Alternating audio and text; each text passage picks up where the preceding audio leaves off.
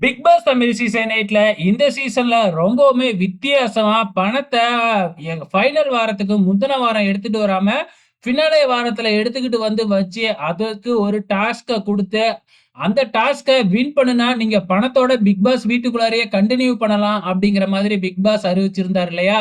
இதுல நம்ம 3வது ப்ரோமோவ பார்க்கும்பொழுது, முத்துக்குமரன் வந்து 50,000 எடுக்க போயிட்டு, அவரு அந்த குறிப்பிட்ட நேரத்துக்குள்ள திருப்பி வரல அப்படிங்கிற மாதிரி ஒரு நியூஸ் பரப்பிக்கிட்டு இருக்கு.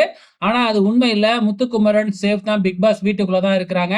இதுல இன்னொரு நியூஸ் என்ன அப்படின்னு பார்த்தீங்கன்னா, நம்ம ரியான் அவர்கள் வந்து பார்த்தீங்கன்னா, 2,00,000 எடுத்துக்கிட்டு மறுபடியும் பிக் பாஸ் வீட்டுக்குள்ளேயே ரிட்டர்ன் ஆயிருக்கிறாப்ல. அதாவது 2,00,000ற்கான டாஸ்க்க ரியான் அவர்கள் வின் பண்ணி இருக்கிறாப்ல. சோ அவர் ஏற்கனவே டாஸ்க் பீஸ்ட் அப்படின்னு சொல்லிக்கிட்டு இருக்கிறாங்க.